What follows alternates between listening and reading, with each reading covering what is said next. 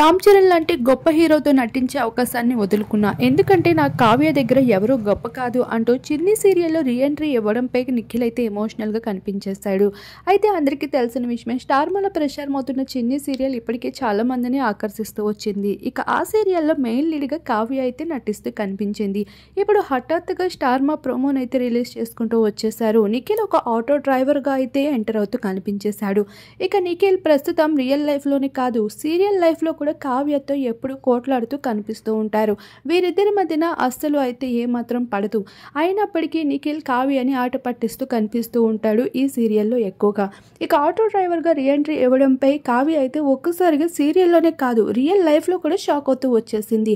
ఇక డైరెక్టర్ ఏం చెప్తే అదే చేయాలి కాబట్టి కావ్యకి ఇష్టం లేకపోయినా ఇక నిఖిల్తో అయితే నటించాల్సి వచ్చింది తప్పక. షూటింగ్ టైంలో నిఖిల్తో వర్క్ చేసేందుకు కావ్య చాలా ఇబ్బంది పెడుతూ కనిపించేసిందంట డైరెక్టర్స్ని. ఇక నిఖిల్ మాత్రం కావ్యతో ఎంతో ఇష్టంగా ఉండడమే కాదు, తను ఎలా ప్రవర్తిస్తున్నప్పటికీ కూడా తనని ఆట పట్టిస్తూ తనతో ఎంతో చక్కగా మాట్లాడుతూ అయితే తను ముందులాగే ఉండేందుకు ట్రై చేస్తూ కనిపించేశాడు. ఇక్కడ నిఖిల్ కావ్యతో ముందు రిలేషన్ రావాలని ఎంతగానో బాధపడుతున్న విషయం మనకి కనిపించేసింది. ఇక తన బిగ్ బాస్ టైటిల్ కొట్టిన తర్వాత తనకి ఎన్నో అవకాశాలు రావడం జరిగింది. ఇక one of the star hero Ram Charan తో నటించే అవకాశం కూడా నిఖిల్ కి వచ్చినప్పటికీ కూడా చిన్ని సీరియల్ కోసం ఇక రామ్ చరణ్ తో నటించే అవకాశాన్ని తప్పుకోవాల్సి వచ్చింది. ఇక్కడ ఇచ్చిన అగ్రిమెంట్స్ ప్రకారం సినిమాల్లో నటించే అవకాశం అయితే ఉండదు. ఇక ఆ భాగంగానే ఇక సినిమా అవకాశాన్ని వద్దనుకుంటూ కావ్య కోసం మాత్రమే చిన్ని సీరియల్లోకి రీఎంట్రీ ఇచ్చాడు.